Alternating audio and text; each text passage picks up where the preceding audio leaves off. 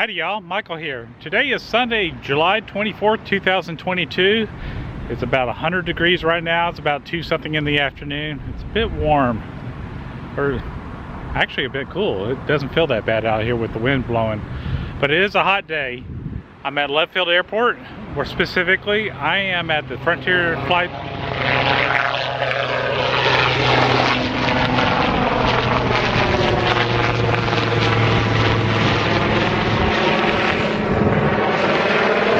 Like I was saying before that quick helicopter interruption, I'm at the Frontiers of Flight Museum here at Love Field Airport.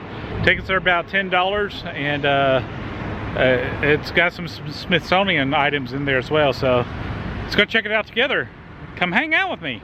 They got a little bit of everything. Anything to do with flying or even space is going to be out here, including this F-105 Thunder Chief. No, those are not bombs, those are fuel tanks on the side there. We came here for AC, so let's go inside and check out what they have. Well, it's been a while since I've been out here. There are a lot of new exhibits here, including this helicopter right here. It's a Bell 47H-13. Wondered if this is the same helicopter they use in the MASH units. I'm guessing it is. In fact, the sign says Seoul.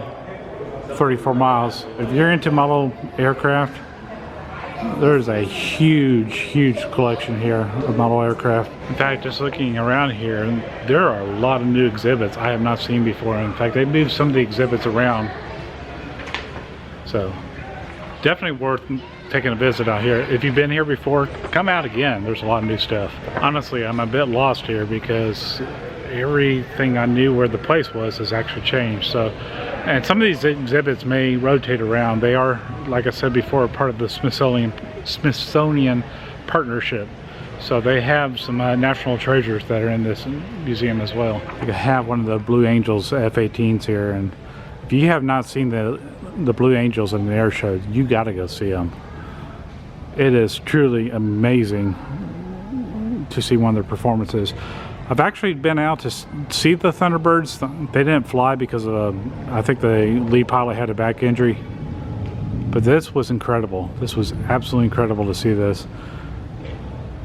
In fact, I remember one little thing, and I'm going to spoil it for you. They love to fly in these diamond formations, but sometimes one will fly away, and you really don't notice it. And all of a sudden he comes over you at a high speed, just a few feet above you. In fact, he'll blow your hat off if you don't watch it. I remember chasing my hat down there. Very incredible to see one of the planes here in this museum. Oh, and by the way, I did see the new Top Gun movie. It was impressive. I didn't know if I was going to like it or not because, you know, reviving an old movie, it was a lot of fun to watch. Highly recommend watching it in the theater before it goes to home video. If it's anything to do with aircraft of any sort, whether it's a spaceship, an airplane, a helicopter, even balloons and zeppelins, they'll have something to touch on that here. You know, I'm a bit of a radio geek, and this radio right here is actually a German radio. It was used in the USS Los Angeles. I got the door open here so you can see some of the large tubes. It is a German-made radio. And I swore they had the Hindenburg radio here at one time, and they may have, if memory serves me right. In fact, they had a chair that was sitting right here as well. So, but they're saying this one's from the USS Los Angeles, but with a German radio in it. In fact, I wasn't dreaming. So that radio over there is with the USS Los Angeles. It is a German radio, but they do have something from the Hindenburg here. This right here is a piece of history. This is actually the chair that the radio operator would operate on the Hindenburg. And remember, with all the electronics and stuff, and you're carrying hydrogen, which is highly flammable, you want the radio room sealed off. So it was kind of a bit of a firebox. And it was sealed to avoid ignition of flammable hydrogen by transmission sparks. So there you go, the chair that was actually on the Hindenburg. There's a lot more from the Hindenburg there, including some of their China sets here. And I guess if you want Hindenburg cornbread, you got that as well. So that's not for cornbread, that's actually a chocolate mold. So they would make little Hindenburg chocolates there. Actually, they're kind of large. They have a lot of planes here hanging off the ceiling, acting like they're in flight. Some of these planes are stunt planes, some of them are pretty standard planes.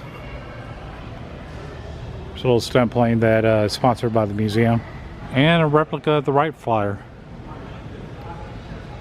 First airplane to take flight, at least officially. There's a little debate on that. They got a little replica of the shop that they use to make bicycles with. In fact, right there is a propeller. Looks like they were whittling a propeller, getting ready for flight with these tools. One of our sitting presidents at the time, quite a bear of a man, flew with the Wright brothers on this airplane, or this aircraft rather.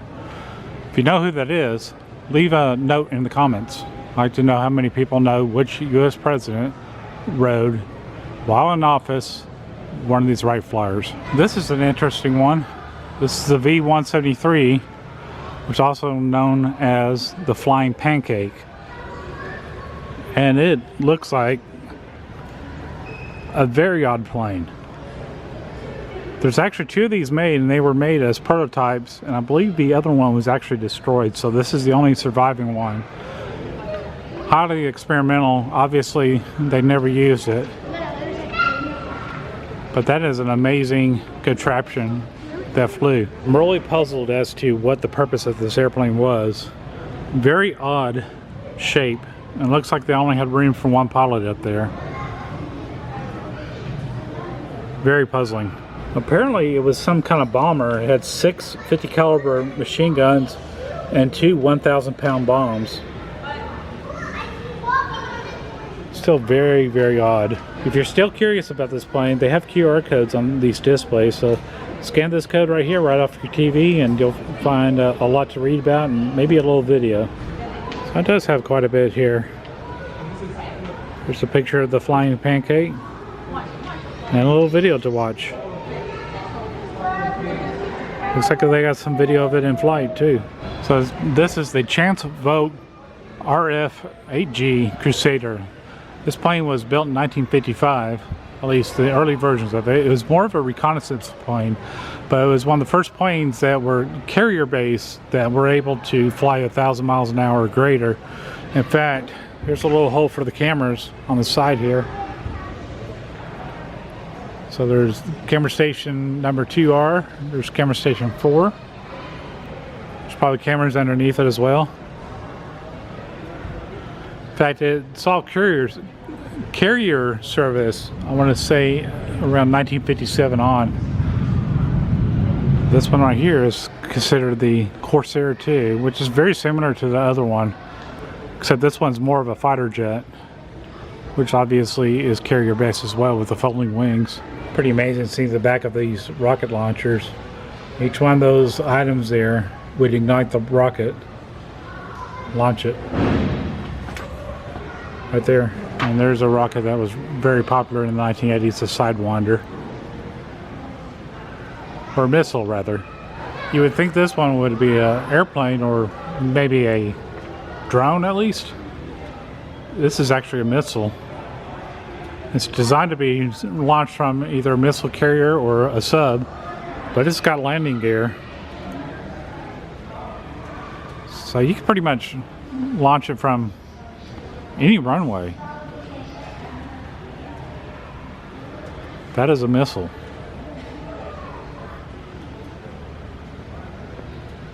Never used. At least not used in an act of war because it's still in one piece. And it's been restored. It looks like it can take off and land on its own. At least you would think so with the running gear like that. Just circling around to the back of this plane, of course, there's the Sidewinder on the other side. The fuel tank over there.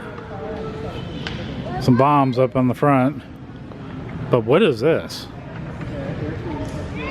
Is this a missile? What is it? Chemical Corporation Reaction Motors Division. This is a chemical bomb. Is it a module that sprays chemicals out of the back? Maybe Agent Orange or something like that.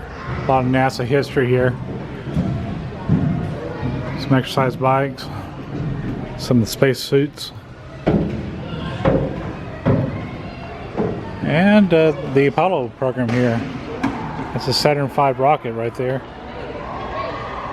Of course, miniature. It's a huge rocket right here.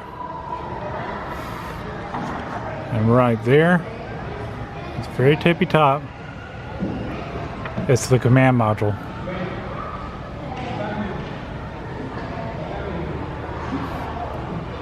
A little closer look. There's the lunar lander. And that's what I was pointing at on that rocket.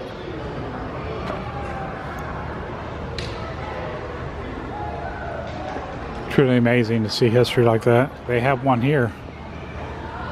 This one's actually flown in space.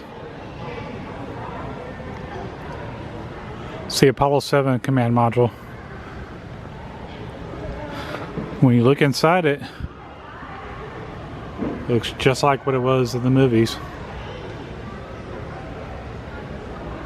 That's one heck of a door seal. And this has been here on loan for as long as I can remember. This guy's a little bit shorter than I am, but a little bit braver than I am too. A little close up on the spacesuit here.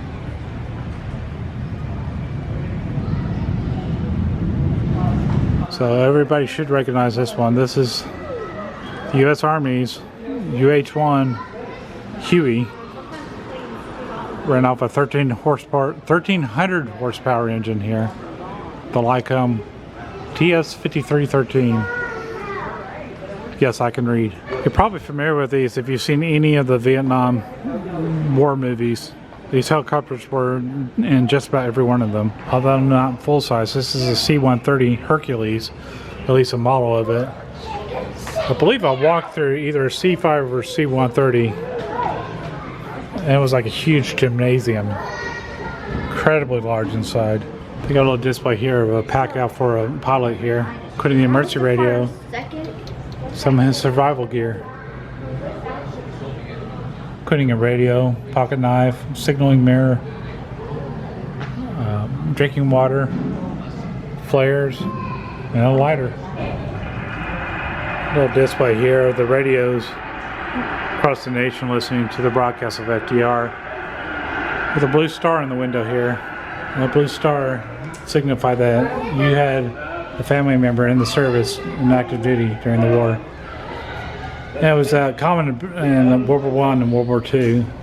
If it was a gold star, that meant that your family member was killed in action or died while being in active duty.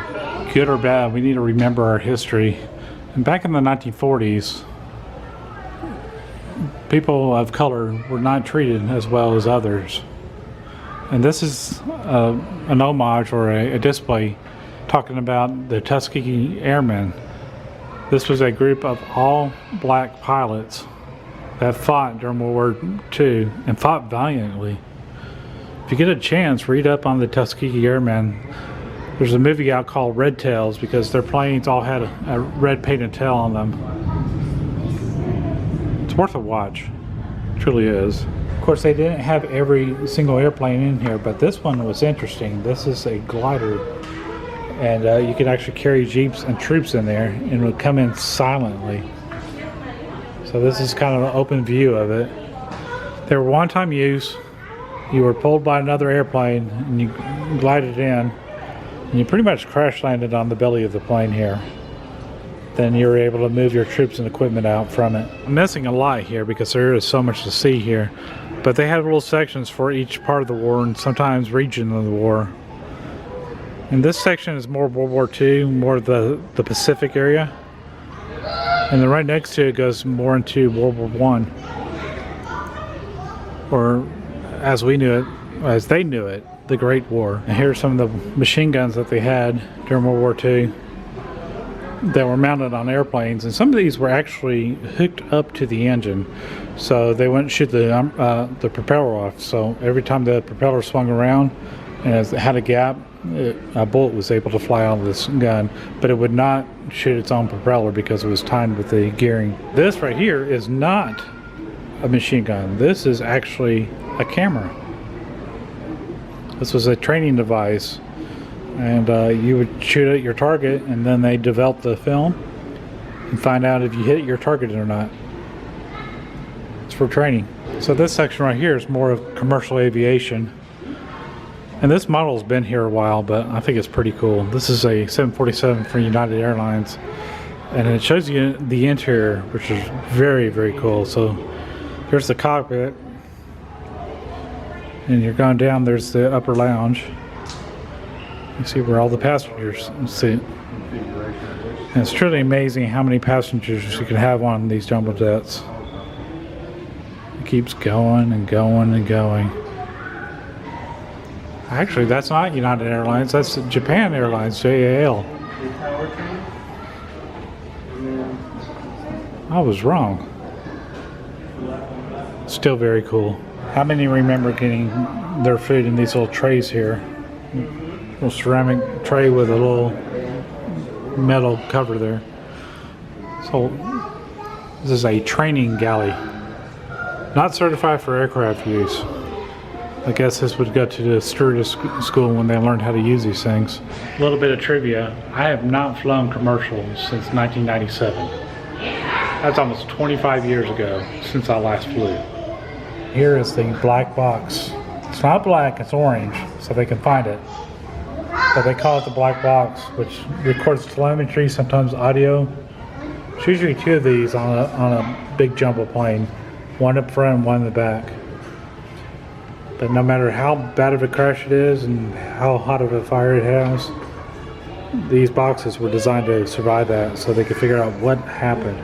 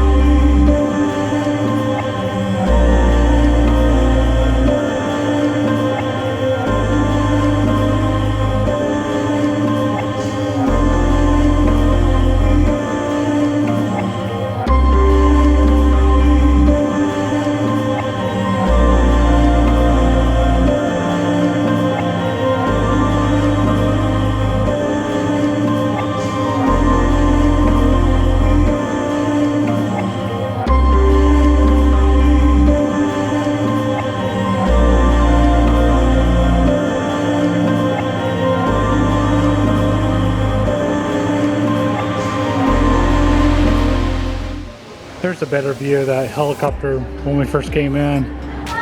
Not as washed out with the light behind it. As you come up the stairs here at the top is Braniff Airlines, which was a popular airlines in our area.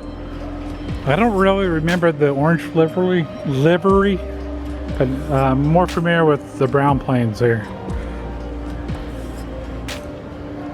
And Braniff was kind of a competition with, I would say, maybe Southwest Airlines or something like that. They did fly out of Love Field. And here's a few of the uniforms they had. Okay, I'm sorry. I could not take the stewardess seriously if she was wearing a big globe on her head. Did she really have to wear that during the flight? But these are the different uniforms they had. Some of them quite fashionable. But this is what I remember of the 1980s airline. 70s and 80s, everything was brown. And these were the uniforms I remember. Never flew Braniff though. Never have flown them. Display of the first class food on Braniff Airlines here. Plastic doesn't look very tasty, but I'm sure the food did. This would be more my speed, the economy plates here. They call these the dog bowls. A little bit of meat, a little bit of potatoes, a little bit of green veggies. Dog bowls. Of course, with any business from that era, you have to have an ashtray. This is not the original, but this is a replica of Spaceship One. I'm sure the interior is not like the original one. This one has highly tinted windows there. But Spaceship One was one of the first commercial aircraft that went to space. The original one, I believe, is in the Smithsonian Space and Air Museum, but they did make 6 replicas, and this is one of the replicas they made. Of course, this is part of Virgin Galactic when they were first developing these things. They did not launch from a runway. They actually launched off an airplane that was a high-altitude airplane, and then went about 62.5 miles up from the Earth's surface.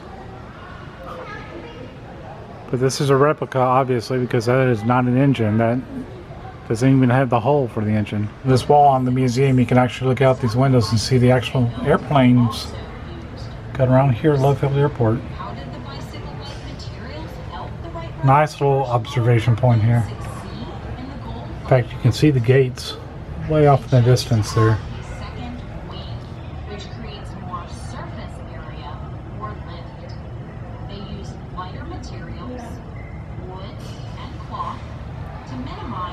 There's an overhead view of the flying pancake. Kind of hard to get this whole thing in frame. For that matter, here's an overhead view of the Huey. It's more of the uniforms here. And again, that bubblehead. Why? Also upstairs here, they had the golden age of aircraft from 1919 to 1939. A very cool globe up there. Of course, this is a small section here. Kind of goes over some of the famous people of aviation. Talks about Admiral Byrd and his Antarctic expedition there. I hope he stayed warm in that thing. Good gosh. That looks like a DC-3. Although I can't find any signage confirming that. Y'all know the Spirit of St. Louis, and that one is in Washington, D.C. at the Smithsonian. No front window. They only had the side windows. That's one big fat airplane there. That's an air racing plane. Air racing's still a thing though. Quite the art gallery down here. Taking the upstairs going to the other portion of the museum here, where the playground is. And there in the playground they have a theater. And when I was last here, they were playing JJ, the jet plane. And my son loved that show. At least my oldest one. Not the last time I was here, actually the time before when I had Ryan here. Noah and I went here for the Moon Fest. They had a moon activity. Lots of paper airplanes up there though. Little control tower out there. I guess you can get up in there. Imagine having to clean that thing. These are pretty cool. There's actually 2 of them. And we'll go into both of them. This is the livery of. These are the livery of Southwest Airlines. How their planes are painted. I believe they're still painted this way. So coming around the corner here, this is the Southwest Airlines section. The last time I flew them, this is actually the colors of the livery that they had. They're all 737s as far as I know. But like I said, 1997 was the last flight I took, and it was on Southwest Airlines. I do actually have a friend who is a flight attendant for Southwest. Haven't flown with her, obviously, because she wasn't an attendant back in the 90s. But they got a little bit of history here. Now, Leanne, if you're watching, say hello. Some of the uniforms they had. But this will take us up into this first airplane here.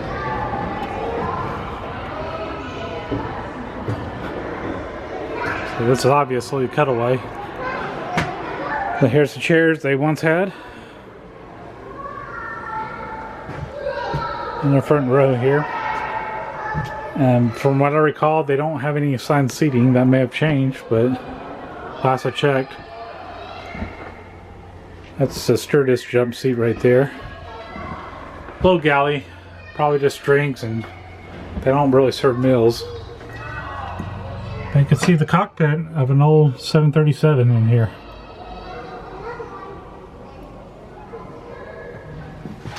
And the bathroom. Is the bathroom open? It is open. And hopefully nothing's gone in there recently. This Smells a little fresh in there. Smells really fresh in there. They need to check that. Oh, cool. I don't remember this. It's the avionics bay here. All the computers in there. Didn't realize this was here. Very cool. So that's Herbert D. Kelleher. Herb Kelleher was the founding CEO of Southwest Airlines. And now we're going to the Spirit of Kitty Hawk. This one is cool. It actually goes outside. The one we have more exposed than the one outside. So there's the cockpit of the 737. You turn around, and they got a full airplane here. And you can see all the different planes that they had. Actually, they had 727s. Okay.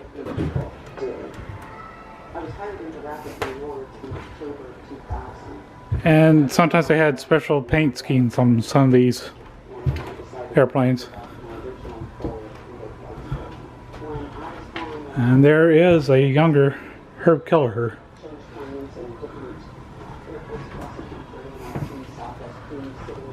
And this was a motorcycle that his employees bought him. The pilots bought this for him. It's a 1989 Harley-Davidson Heritage Softail. Very cool. Very cool paint job.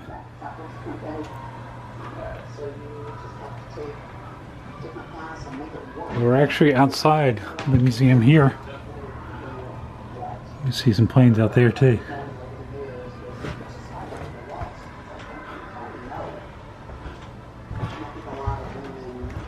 These things are pretty big when you take the seats out. They don't seem so huge with the seats in.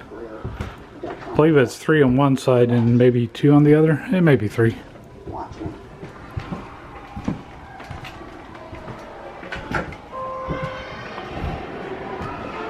And here's the galley again. Where they make the coffee. And the bathroom. But this one they sealed. This one's locked up. Smart people.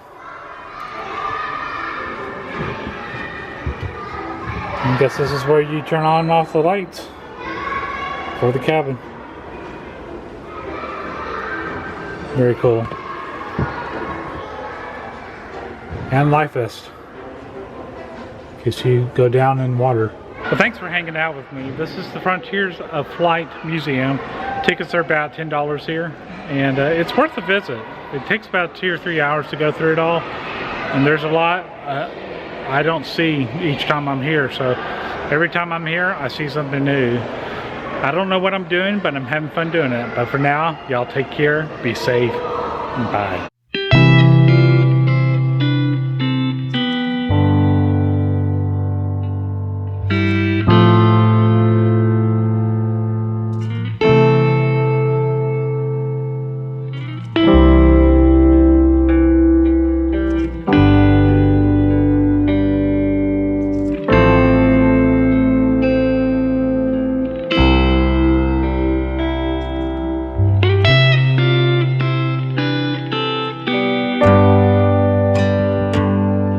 Get to the chopper!